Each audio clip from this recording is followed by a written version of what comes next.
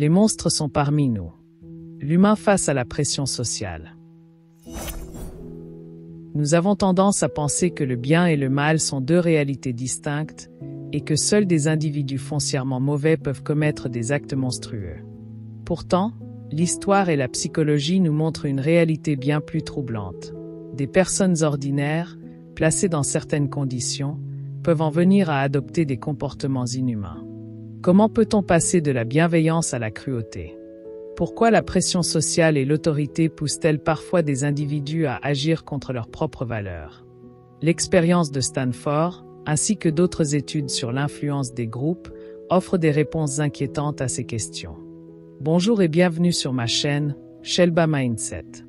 Aujourd'hui, nous explorons les profondeurs de la psychologie humaine, là où les certitudes vacillent et où les comportements prennent un sens inattendu.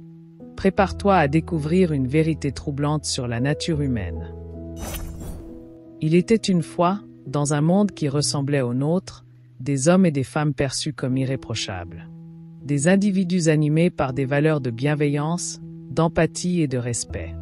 Pourtant, placés dans certaines circonstances, soumis à la pression du groupe et à un environnement autoritaire, ces mêmes personnes allaient se transformer d'une manière insoupçonnée. Elles allaient adopter des comportements monstrueux. L'expérience de Stanford illustre parfaitement ce phénomène. Pour les besoins d'une étude psychologique, un groupe d'étudiants, sans prédisposition particulière à la violence, est placé dans une fausse prison. Les rôles sont attribués au hasard, certains deviennent gardiens, d'autres prisonniers. Ce qui ne devait être qu'une simple simulation tourne rapidement au cauchemar. En quelques jours, les gardiens changent d'attitude. Ils abusent de leur pouvoir, infligent humiliation et violence aux prisonniers. Ils ne sont pourtant pas mauvais en soi, mais la situation les a façonnés. Comme l'explique Philippe Zimbardo, le concepteur de l'expérience.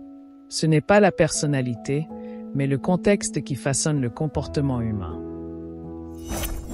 Cette réalité soulève une question inquiétante.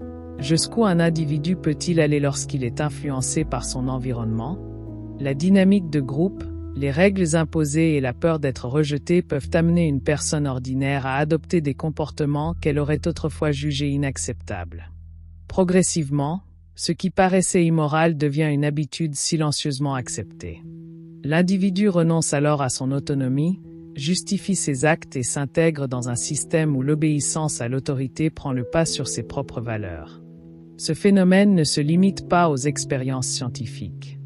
L'histoire regorge d'exemples où des individus ordinaires ont commis l'impensable, non par cruauté innée, mais par soumission aux ordres ou par adhésion passive aux règles du groupe. La philosophe Hannah Arendt parlait à ce sujet de « banalité du mal », expliquant que les pires crimes n'avaient pas été perpétrés par des monstres, mais par des personnes lambda, incapables de questionner l'autorité. L'obéissance est la forme la plus insidieuse de la soumission, avertissait-elle, soulignant le danger d'une conformité aveugle. Ce mécanisme est d'autant plus dangereux qu'il s'installe de manière progressive. Il ne s'agit pas d'un basculement soudain, mais d'un enchaînement subtil de petits compromis. Tout commence par une légère concession à l'autorité, un geste qui semble anodin. Puis, peu à peu, l'individu s'éloigne de ses principes, sans même s'en rendre compte. Ce glissement est facilité par le groupe, qui légitime et banalise ces nouveaux comportements. L'humiliation, la violence et l'injustice finissent par être perçues non seulement comme tolérables, mais comme nécessaires au maintien de l'ordre. Ce phénomène ne se limite ni aux expériences scientifiques ni aux régimes autoritaires. On l'observe également dans les institutions, les entreprises, les systèmes politiques et même dans notre quotidien. En fin de compte, la véritable menace ne réside pas dans une nature foncièrement mauvaise de l'être humain, mais dans sa tendance à se laisser influencer par des facteurs externes. Comme l'a si justement formulé Albert Einstein, la seule chose nécessaire au triomphe du mal est l'inaction des bons. Il ne suffit donc pas d'être animé de bonnes intentions pour résister à la pression sociale. Seule une vigilance permanente et une force intérieure solide permettent de s'opposer à ce qui est inacceptable, même lorsque tout semble inciter à la soumission. Conclusion. Les monstres ne sont pas ceux que l'on croit. Ils ne naissent pas ainsi. Ils émergent des situations, des structures, des dynamiques invisibles qui façonnent nos comportements.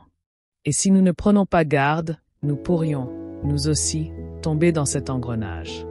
Parce que les monstres sont parmi nous, parfois sans même que nous le réalisions. Alors, si vous voulez aller plus loin, abonnez-vous pour ne pas manquer les prochaines réflexions, laissez un commentaire pour partager vos avis et surtout, partagez cette vidéo autour de vous. Ne soyez pas juste un spectateur. Soyez un acteur du changement. À bientôt pour une prochaine vidéo.